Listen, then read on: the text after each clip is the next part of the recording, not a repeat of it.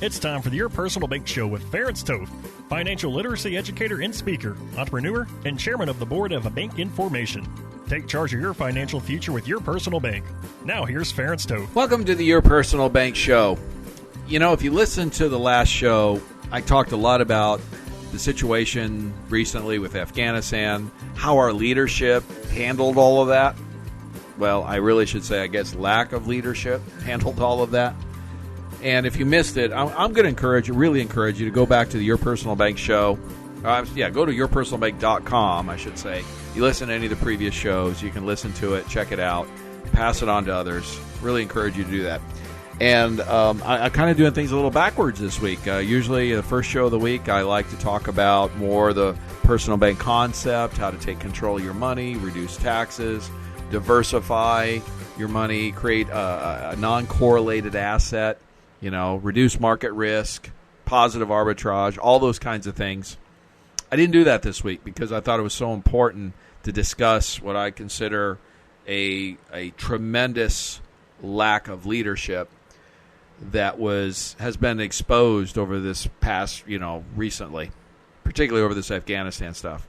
And, if you want to learn more about Your Personal Bank, contact me at yourpersonalbank.com. I'd be happy to get you some more information. You can also call me at toll-free 866-268-4422. Happy to talk to you about it. Again, send you more information, show you how to take control of your money, all that kind of good stuff. And I thought about talking about that more today, but again, I feel like this situation has brought to light such a big issue that I can't ignore it. I understand I'm putting myself out there to a large degree. I understand there's people out there that don't necessarily agree with my viewpoint. What I want you to understand is that's okay. You don't need to agree with me. We're all Americans. In fact, I served in the military. I served in the U.S. Army. And partly I served because I wanted to support and protect the freedoms that we have as citizens. It's sad that intelligent, rational debate, it seems like, has gone by the wayside. So much of it's gone to personal attacks or just, demonizing one side or the other. And even one of the previous shows recently I talked about, I really feel like there's really three groups out there. Everybody talks about the liberals or the progressives, or I consider them Marxists, frankly. These are people who think that big government is a good thing, that they favor socialism over capitalism. All right, and a majority of registered Democrats do, in fact, support or favor socialism over capitalism. I mean, that's huge. But the thing is, that's only about a third of Americans based on polls. There's a third, roughly or so, that are fiscal conservatives. Many of them are also social conservatives. Not all, but many. Who favor capitalism, obviously. Who favor a land of opportunity versus a land of dependency. See, Marxism is about dependency. It's about the government, someone taking care of you, and generally that's big government. Redistribution of income. Everybody getting their fair share. A lot of feel-good kind of stuff, but when it boils down to the true economics, taking money away from somebody who's worked hard and earned it, risked and did all those things, and giving it to somebody who didn't work for it, is inherently unfair. Marxism actually is the opposite of fair. Socialism, communism, all of those things, whatever you want to call them, I lump it all together under Marxist because it does fall under Marxist thought. Karl Marx, many of his books, I've read many of those things. That thinking, I've read it. I don't necessarily agree with it, but I read it to understand it. And again, it's a lot of feel good, sounds good, philosophy about being fair. Well, it's inherently unfair. And the people, what's ironic about all that is the people who support that so often, so infrequently, look at history. We've had multiple cases, multiple countries of history. I mean, you pick Russia, China, Cuba, North Korea. I mean, you pick any one of those. Or, I mean, there's many other examples where, even a lot of Eastern Europe, okay, even some of Western Europe. And the ones who actually really do well are the elites, super elites. I mean, we're talking the top 1%, if that, who are connected or involved or in charge or in control or have those connections, who do really, really well. They do extraordinarily well, actually. They have control, they have money, they can live their lives the way they want, and then there's everybody else. I understand why those elites, those people that are in charge, favor that type of government approach, that system. They gain control, they gain power, they gain money. Thomas Sowell said it. Never under. I think there's three things that you can count on with a politician. I'm summarizing, of course, but their desire to get elected, their desire to get reelected. That's number two, and all other priorities fall far. Number three and beyond are far below number 1 and 2. Again, that's not all politicians, but I'd have to say a majority of the ones we currently have, they benefit tremendously, and it's socialism and communism and Marxism, all those dictatorships, all those where the government has a lot of control. It's cleaner, it's easier. They can change things, control things, manage things much easier, and they have much more power and control and more money as a result. Democracy is messy, folks. And the more true of a democracy you have, the more messy it gets. That's been one of the big arguments with all the mask mandates and all those kinds of things that came down the pike, because it was a lot. You saw the difference. When China instituted a mask mandate, it was mandatory, and you either wore a mask or they made you wear a mask, or you probably went to jail. You know what I mean? It wasn't like you had an option. It was a dominating, controlling, authoritarian government. And if you're in charge of that government, you're one of the leaders, and you decide, hey, that's what we need to do, that's what you do. In fact, I was talking to a friend of mine who lived in China for about 3 years, taught there, and he talked about that very thing. Now, he didn't agree with communism and all that, but he pointed out there are efficiencies in that form of government that appeals to people, particularly leaders. He used the example, they've built a lot of roads and highways. And basically, as he explained it, how China builds a highway is if they want to build a highway from one city to the next, they draw a line. It's a straight line, the shortest, quickest, straightest way, cheapest way to build it. And that's where the highway goes. And there's really no such thing as personal property rights. They start building the highway, and if your land, your house, happens to be on that line, in the way, they come to your house and they basically say, here's some money for your house to go buy something else. And as he pointed out it's far less than what it's really worth in most cases. And you have 24 hours to evacuate, or we'll just, take you away. So either take the money and leave, or we'll throw you in jail or shoot you. And that's basically your options. That's how he explained it to me, and it's there's stories I have, own personal family stories with communism stuff, very similar to that.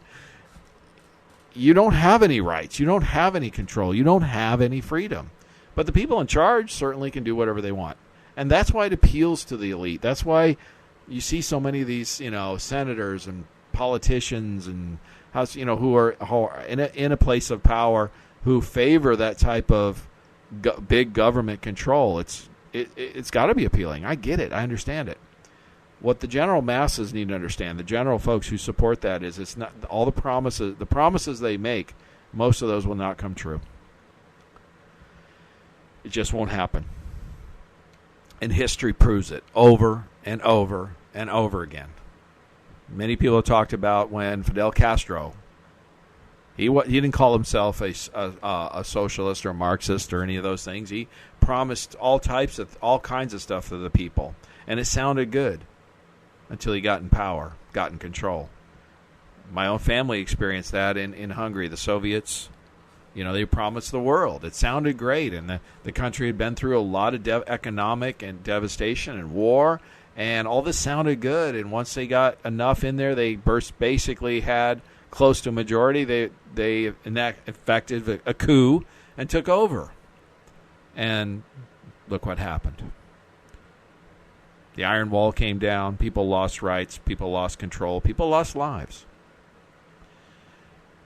The silver lining, the positive that I can take out of all this, because I'm inherently a positive person. I'm an upbeat, positive person. I don't think this country is over. I think on the last show that this is either going to be the beginning of the end, all the stuff that's going on, the direction we're heading as a country, to where if we continue down this path of big government control, dominating our society, dominating our economy, redistribution of income, roughly 50% are paying taxes to support the other 50%. What was it? Romney got, when he ran for office for president, he got hammered for saying that. The 49%, I think he said. The statistics, the facts were, he was right. Now, I'm not a big fan of Romney, don't get me wrong, but he was accurate on that.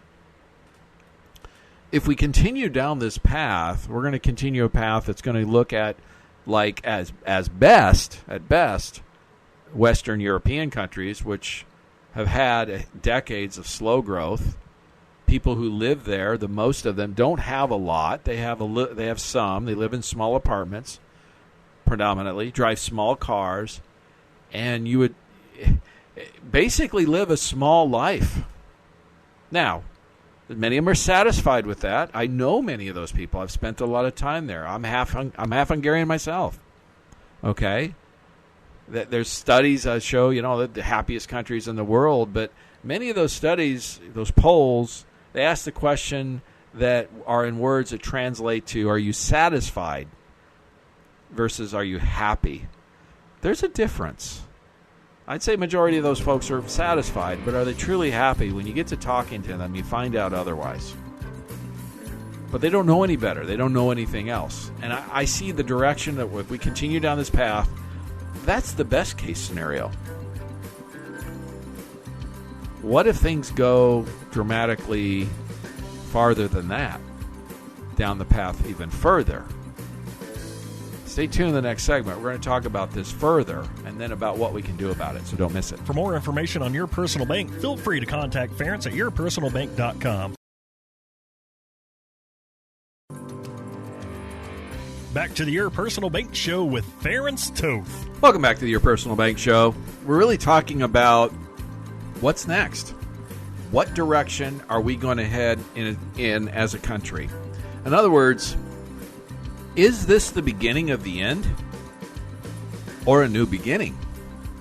And I truly mean that. I see what's happening. I see the direction that our current leadership, our current political party, many of those, that the direction that they want to take us in. And as I was explaining in the last segment, if you missed it, go to yourpersonalbank.com, listen to any of the previous shows, including the last segment. The best case scenario, if they get what they want, basically, big government control, redistribution of income, fairness, equity.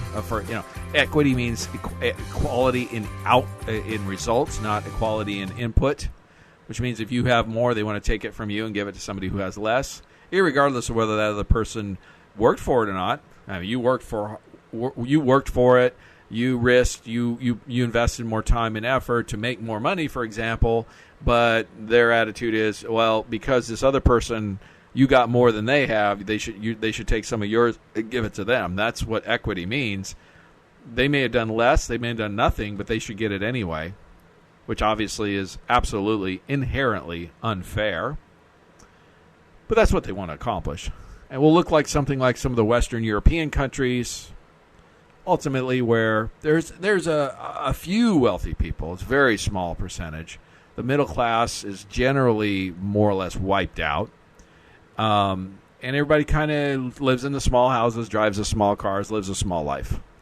But, it's comfortable. Everybody's pretty much similar. It's sad, people are generally satisfied. I wouldn't say they're happy. I know many Europeans. I've spent time there. I have family there. Okay, I have more contact with this than most Americans. Okay, if you haven't, reach out. I mean, geez, there's social media. You can reach out to people and really talk to them. Actually, talk to them. You know what I'm saying? Or communicate with them. And find out. Ask some real questions.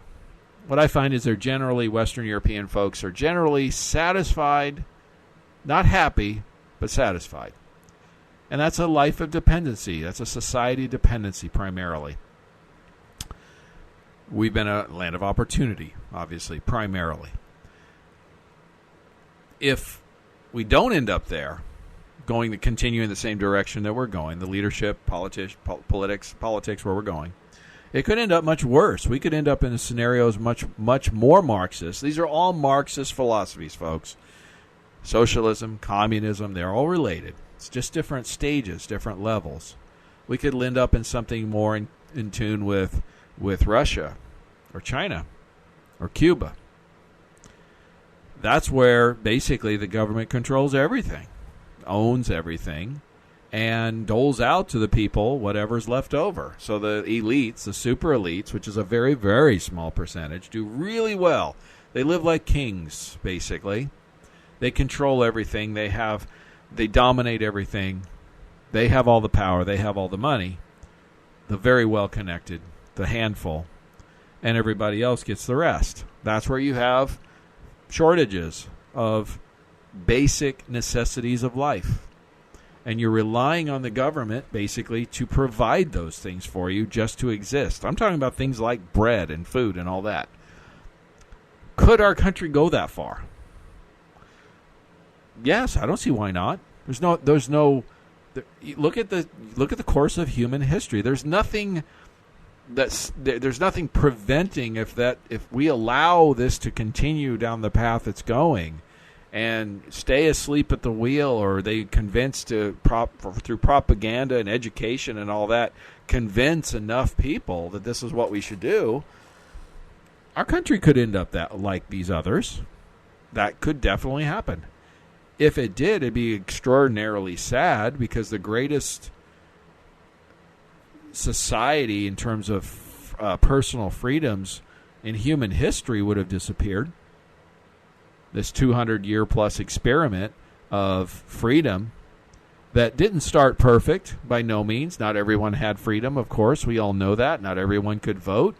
But over time, the freedoms and the ideals of the revolution, our Revolutionary War, have been expanded to more and more people. It's increased. It's gotten better. We've improved upon it. What's funny, what's ironic, the people who I consider Marxists, these are people who favor socialism over capitalism, for example. Those are Marxists, folks. Don't let them fool you. They don't like to be called that. They like to be called progressives. They're not. They're going back to old systems, old ways of big government, dominating monarchies, dictatorships, those kinds of things. They're going back to the way things have been for the vast majority of human existence, where a few controlled the many, a small handful. The revolutionaries were truly the folks like our Revolutionary War, the ones who wanted more freedom and give freedom to the people, the power, like it says, the power to the people, like the Constitution says. These few rights are declared to the government. On anything else, the power is reserved for the states and the people. Like the Declaration of Independence stated, we the people. That was revolutionary, folks. That type of attitude, that approach had never happened. It was an experiment. Most countries, most leaders derided it. They didn't when it happened. They didn't think it would. Most kings, that's who was around then, but monarchies thought it was a joke. But it's managed to survive for over 200 years. Giving power to the people, giving freedoms to the people, to the individual people. Now the thing is, we still have that power. We can still vote, we can still do these things, but we have to exercise our freedoms or we lose them. Jefferson, all the different founding fathers talked about these very things. An educated electorate, not one that's educated propaganda that we're bad and all these other things. No, this is a tremendous opportunity. This is a land of opportunity. We've been that for over 200 years. Are we going to continue that? Is there going to be a revival of the revolution? I don't know. I believe we'll know a lot more at the midterm elections, where our country stands, where people, where they're, because, every couple of years, and certainly every 4 years, there's sort of a measurement, if you will, that really tells us where the people stand. Now, I understand a lot of people have issues with the last election. Certain things, a lot of the rules were changed, no question. But my point is, we're going to get another opportunity to measure where we really stand. And like I said, it's not that the folks that get discouraged, it's not that we have to convince everybody. By no means, by any means. As I was stating earlier, I feel there's three general groups of folks. There's your Marxists, which are folks who support or, favor socialism over capitalism, for example, big government, all that stuff. That's about a third of the country. That's what the polls show. And there's about a third, a little more than that, who are considered fiscally conservative. Anywhere from 35 to 40% of Americans classify themselves in that arena. And so there's about a third, 25, 35% in the middle. The independents, the moderate Democrats, the moderate Republicans. It's the middle that's the key. The majority of the middle needs to understand that our freedoms are at risk. Stay tuned in the next segment. We're going to talk about further a little bit more about this, so don't miss it. For more information on Your Personal Bank, feel free to contact Ference at yourpersonalbank.com.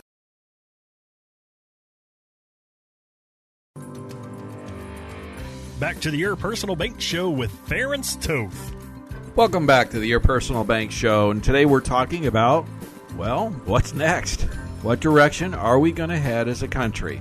Are we going to continue down this path that we've seen recently, where we're having attacks on personal freedoms, bigger government, higher taxes, more control? Are we going to move? Is this the end of the beginning of the end for this country as we know it as a society, or is this a new beginning? Are we going to have a revolution of ideas, like we had a revolution to gain our freedoms? The Declaration of Independence, the Constitution. Are we going to revert back to some of those things and give back control of the people, give our rights back? Is this going to be important to people to protect and preserve our freedoms that we have? I'm somewhat encouraged. I got to admit. We'll find out. These midterm elections in about a year are going to be a big test of that. It's going to, I think, determine a lot in terms of where we're going as a country. But I'm encouraged because, as bad as of a debacle as this Afghanistan situation is with our leadership, but just Americans, allies, just stranding them and leave them in the hands of the Taliban. I mean, that's just unbelievably disastrous leadership. Those kinds of things people don't like. And whether you stand on one side of the political aisle or another, or you're somewhere in the middle, that's unconscionable. And so if there's a silver lining, that silver lining, I believe, going forward in terms of our country moving back towards its ideals that it was founded upon and moving forward with that, is this radical group of Marxists who have seemingly taken over. They're not in the majority. That's what's ironic. They're not in the majority, but yet they seem to be dominating the political party right now, the Democratic Party, and dominating policy, dominating the direction. I mean, even AOC not long ago was stating how she was surprised how, radical, frankly, Biden's policies were. She was expecting him to be far more conservative than he's been. He ran on that. He lied to the American people. He even said himself, what, do I look like a radical to you? Although he's been far more radical than probably any president we've ever had in history from a policy standpoint.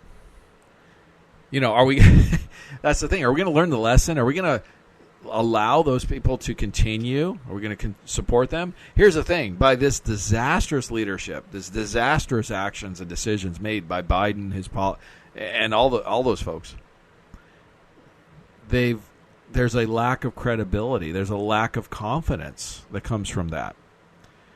My hope is they lose enough confidence that they could become an inept leader, cannot accomplish what they've been trying to accomplish, which includes things like spending another $3.5 trillion on quote unquote infrastructure, even though it's not for infrastructure like most people would define it.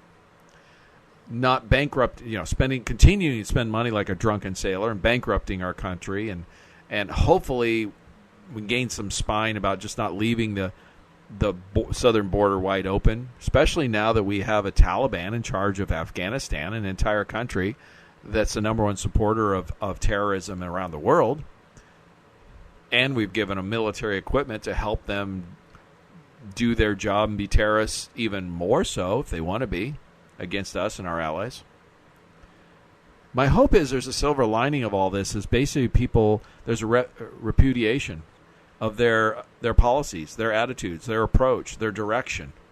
And they've lost enough political clout that they just can't get through what they want to get through. And like I said, the key here is it's the moderates. There are moderate Democrats. They still exist. They didn't all of a sudden just suddenly disappear. Our own senator in Arizona here, Kyrsten Sinema, has been one of them. It's a Democrat I did not support, but who has stood up for many of the things like, hey, we can't spend this amount of money. She's not going to support the blowing up the Senate filibuster, things like that have been positive. In fact, in her previous term, she actually voted 60% of the time for the Trump era policies. I mean, for a Democrat, that's actually pretty good. Supported the Republican policies more than her own party. That's a moderate Democrat. That's somebody who's trying to play the middle. It's kind of in the middle, if you know what I'm saying. And that's the key, that we need to have the moderates come to realize that this radical direction that our current leadership is trying to go is not a good idea. So what do we do about all this? Well, I'm running up against a hard break, so I'm going to encourage you to stay tuned in the next segment, and we're going to talk about that further. And, of course, if you want to reach me, contact me at yourpersonalbank.com for more information, or call me at 866-268-4422. For more information on Your Personal Bank, feel free to contact Ference at yourpersonalbank.com. Back to the Your Personal Bank Show with Ference Toth. Welcome back to Your Personal Bank Show. We're going to wrap this up today. We're really talking about what's next. We're experiencing a period of history that, well, frankly, is unprecedented in terms of our federal government actively trying to take control of our lives, get more involved, more and more control, more, all that. And also at the same time, royally screwing things up, like Afghanistan, and causing crises, problems, lack of confidence. And I think the biggest, and we've talked a lot about what's next, what direction are we going to head. I believe as they continue to go down this path, that the direction that the vast majority of Americans do not want, did not vote for this level of radical transformation, radical change of a land of opportunity to a land of dependency, that there's going to be a major reversal starting next year in the next midterm elections. I believe that to be the case. We're still a year away. It's a long ways to go, and 3 more years of the next presidential election. So we got a ways to go on all this. I don't think the country will be destroyed in the next 1 to 3 years, but it's a matter more of we have to weather the storm. And what do we do in the meantime to get through this period of time until the change in direction back to what most of us understood as the norm and what we preferred, land of opportunity, till we get back to that, to where we get, leave us alone. That's the part that frustrates the tar out of me. Any leader, any person, it's not a big secret. It's very simple. Yet throughout human history, they can't seem to accomplish this in most cases. The average human being just wants to live a peaceful life, and they want to raise their family and do their job, run their business, and just be left alone. Let us live our lives. Give us peace, give us safety, and let us live. That's what people really want. That's all we ask for. That's all we really want. Yet we have people who have ambitions and egos, and they want something different. They want something far different than that, and they want control over our lives, which gives them power hungry, right, and money, and things like that. And it's that constant battle fighting between those two. So what's next? I see two directions for our country. One that's more socialistic, more Marxist, bigger government, more control, more income redistribution, higher taxes, more bureaucracy, less for the people, harder to make money, harder to earn money, harder to grow money, harder to pass it on. Or I see a reversal of that. And, like a pendulum tends to swing, the pendulum tends to swing too far one way, and when it does, it tends to swing back the other. If I had to bet on it, my gut feeling at this point is we're going to see a pendulum shift. Because, again, as our current leadership just shows how inept they really are, people lose confidence in that, lose confidence in them, they're going to realize and reverse back. That's my hope. But we got to get through the next year. We got to get through the next 3 years. What do we do? Well, I don't think any reasonable person can argue that based on recent events that there is more risk. When talking about the economy and your money and things like that, because that's what this show is about, and actually even our physical safety is at higher risk than it was before. When you have a Taliban in charge of Afghanistan, the number one supporters of terrorism around the world as a group, that increases the physical risk of terrorism events.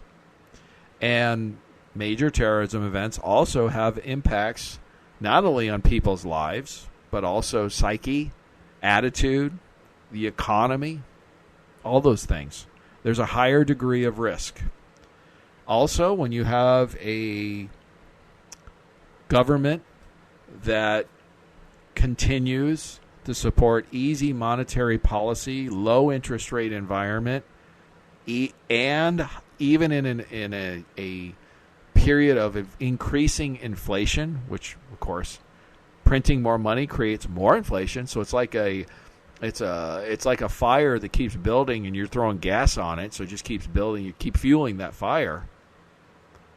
That's going to cause tremendous changes in terms of like the markets when that starts to happen. And the thing about the markets in general, just as a general, this is no big secret. We all understand this. With the current technology that we have today, they really, really move much faster than they ever did in the past.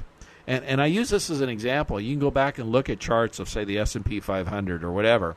And it's interesting how you look at, say, the market correction or crash or whatever you want to call it from 2001 that occurred in 2001 and 2002.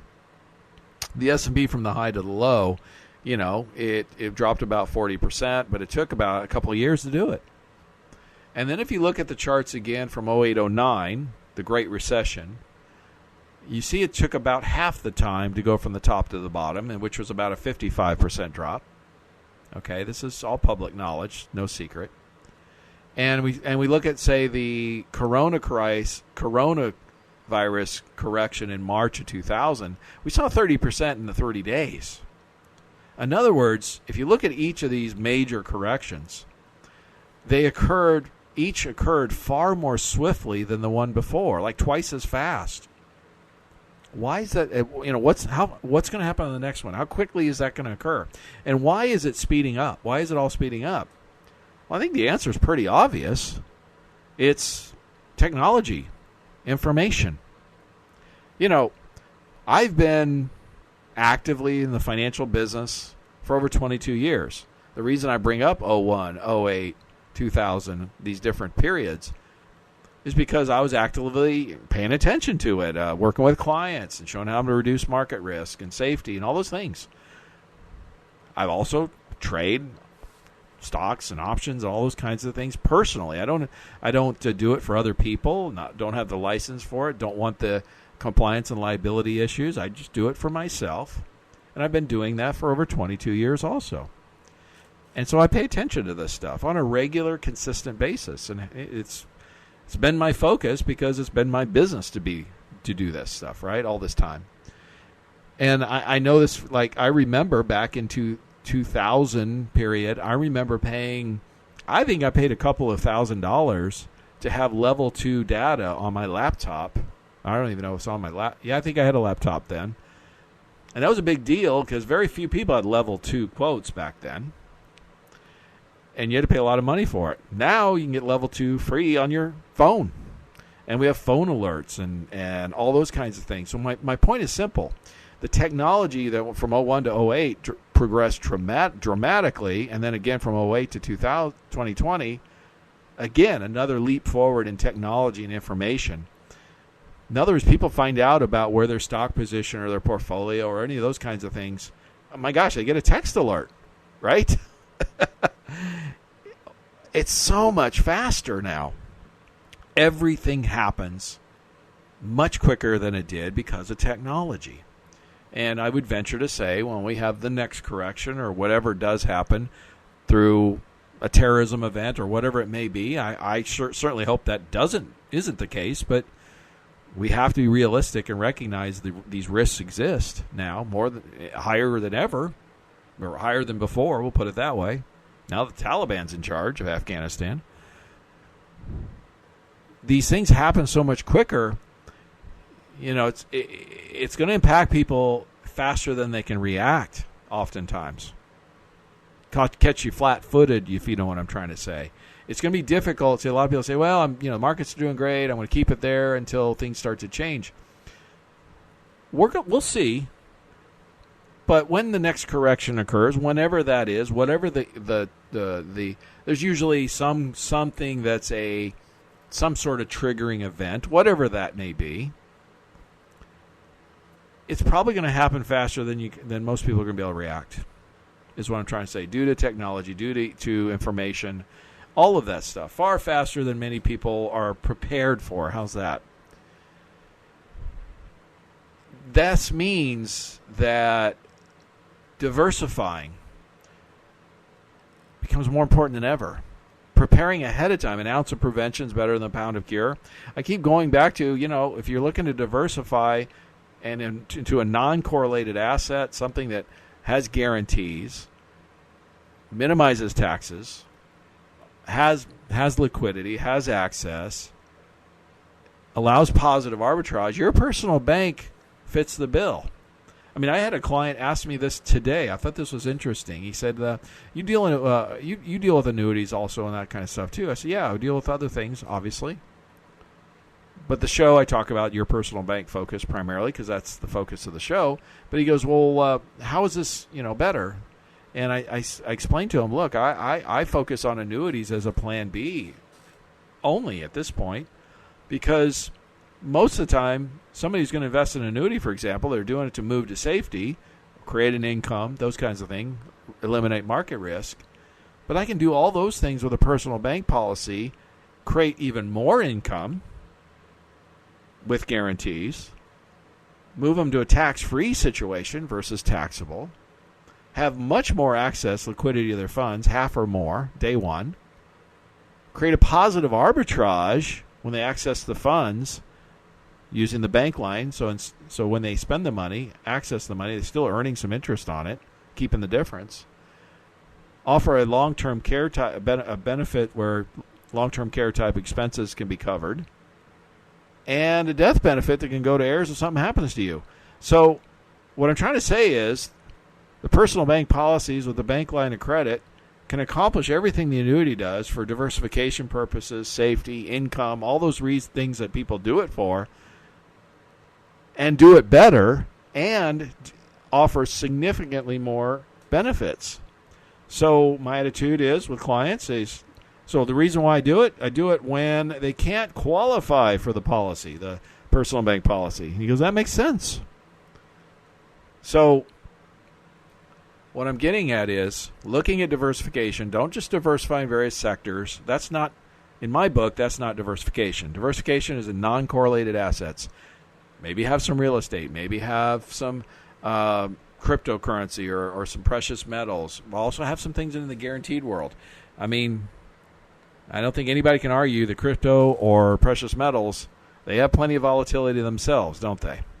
But what I'm getting at is diversify a portion of the portfolio in a place where there are some guarantees, where you can eliminate market risk, where you can eliminate taxes, because we don't know what our government's going to do going forward.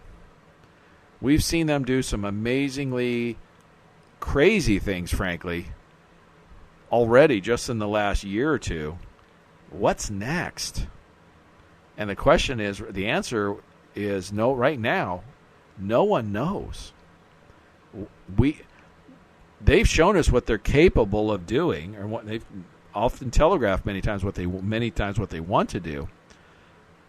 It's impossible to know what's going to happen. And most of the directions of the things that they want to go are generally not good for the average American. Particularly like in one of the previous shows I shared, if you're fiscally responsible, like most investors are, this leadership, this government, this bureaucracy is definitely not your friend. So whatever they do next, whatever they do manage to accomplish, probably will impact you negatively and probably impact your pocketbook in a negative way. So reduce your risk, diversify, protect yourself, reduce your taxes, do all those things. And of course, as always, if you want more information, contact me at yourpersonalbank.com or give me a call at toll-free 866-268-4422. For more information on Your Personal Bank, feel free to contact Ference at yourpersonalbank.com.